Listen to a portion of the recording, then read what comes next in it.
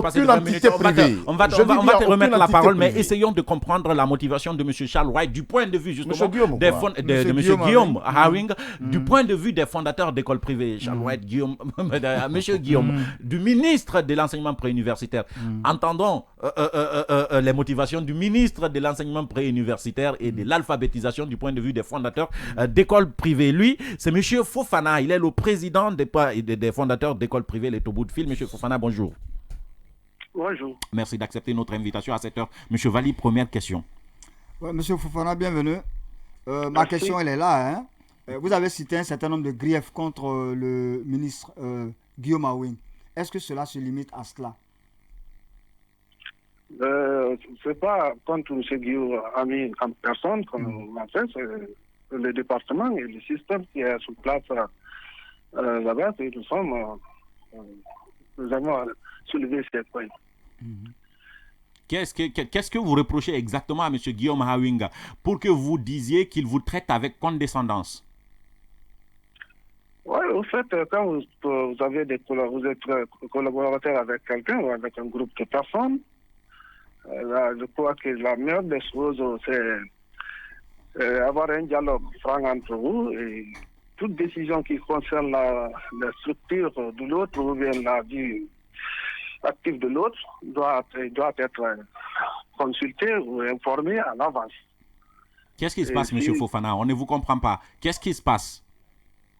Qu'est-ce qui ne vous plaît pas dans la réforme? Parce qu'on sait que les écoles privées, et c'est tout sauf ce qu'on peut applaudir, hein. Malheureusement, le fonctionnement des écoles privées, on a suffisamment dénoncé dans les médias que ce sont des écoles incontrôlées, si vous permettez le mot. Donc, si le ministre veut mettre de l'ordre à notre avis, on ne voit pas de problème. Mais expliquez-nous, peut-être qu'on comprend mal les choses.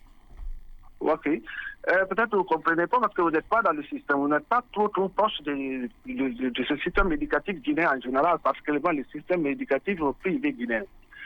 On aime de dire souvent que toute décision prise à votre insu pour vous doit être contre vous, je crois.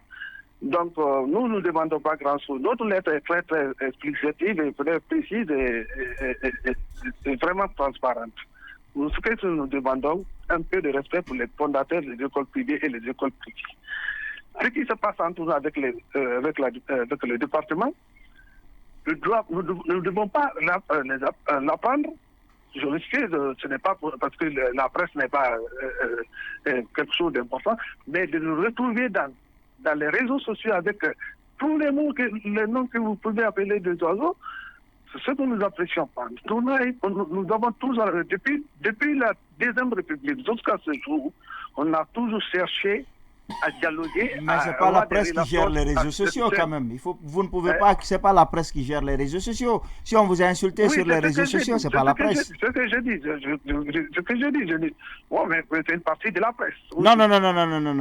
Ça peut ne même pas être des journalistes. C'est un outil de communication. Je ne comprends pas vraiment Alors, on va aller droit au but, parce que moi je ne comprends toujours pas. Monsieur le fondateur, qu'est-ce que vous reprochez à M. Guillaume Hawing?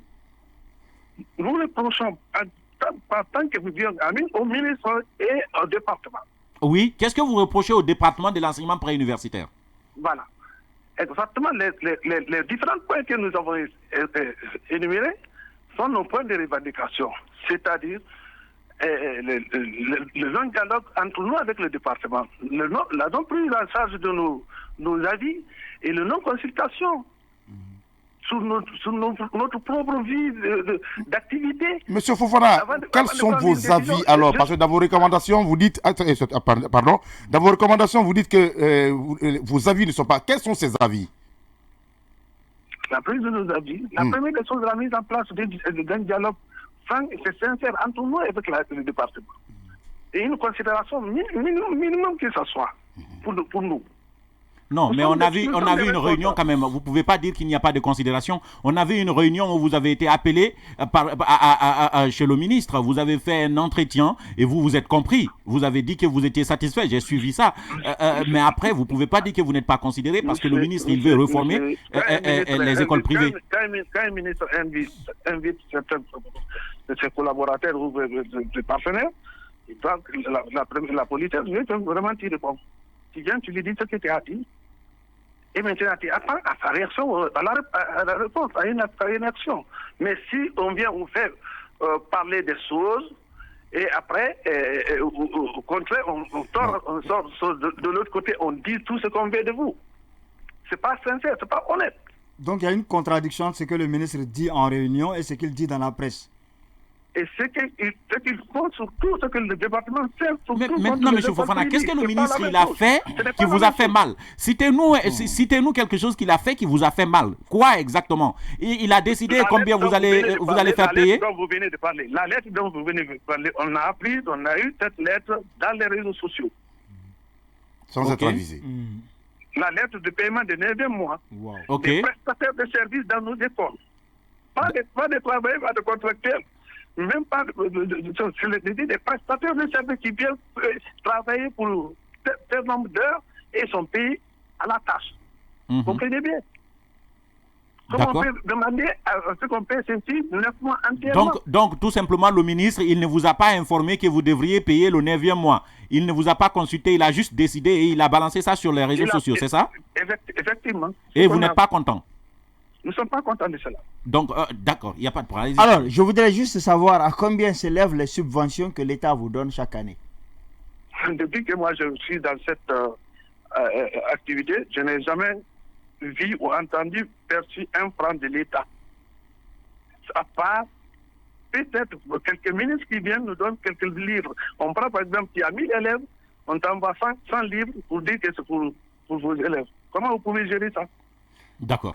L'autre